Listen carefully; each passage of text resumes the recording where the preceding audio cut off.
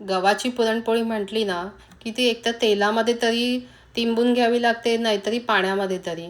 पण आज मी असं काहीही करणार नाही आणि तरीही तुमची पुरणपोळी ना एकदम मऊ लुसलुशीत, सारण एकदम कडेपर्यंत पोचलेले आणि तुम्ही जर बोटाने तोडायला घ्याल ना तर सहज तुटणारी अशी पुरणपोळी असणार आहे. शिवाय ही पुरणपोळी टम्मही फुगणार आहे. तुम्हालाही अशी पुरणपोळी बघायची असेल तर काही टिप्स दिल्या आहेत. त्यासाठी डाळ 2 तास भिजत ठेवा. त्यानंतर गव्हाचं पीठ असेल तर त्याच्यामध्ये एका कपाला 1 टेबलस्पून इतका मैदा घाला. पीठ मळून घ्या, जास्त मळत बसायची गरज नाही.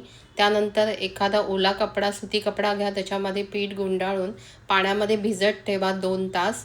आता भिजलेली डाळ कुकरमध्ये घाला, त्याच्यात मीठ हळद घालून कुकरच्या 4 शिट्या करून घ्या. 4 शिट्यामध्ये तुमची डाळ छान शिजते. पाणी काढून टाकून नंतर ती लगेचच घोटून घ्या आणि त्यामध्ये गूळ घालून कुकरमध्ये मंद आचेवर चमचा उभा राहीपर्यंत ती चांगली ढवळत राहा आणि त्याच्यानंतर वेलची पावडर, जायफळ घाला आणि पुन्हा मिक्स करा. गॅस बंद करा. इथे आपले 2 तासानंतर पीठ त्या सुती कपड्यातनं चांगलं पिळून काढून घ्या. बघा कसं एकदम लोण्यासारखं पीठ तयार होतं.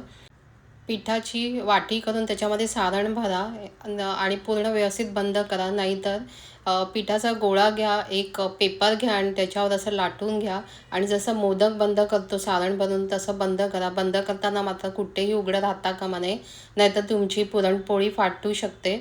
आता व्यवस्थित बंद झाल्यानंतर जसं आपण भाकरीला छान असं साईडने दाबून घेतो तसं सारण सगळीकडे पोचेपर्यंत दाबून घ्या.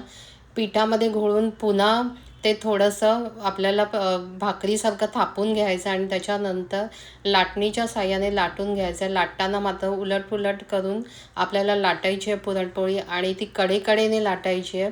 मध्ये तुम्ही जास्त लाटलात तर तुमची पुरणपोळी फाटू शकते, लक्षात घ्या.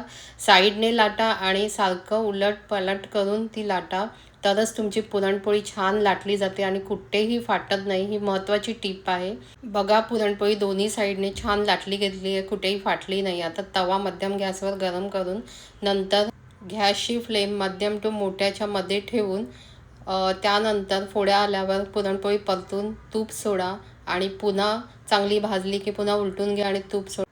टम्म फुगलेली पोळी एखाद्या रॅकवर किंवा चाळणीवर काढून घ्या.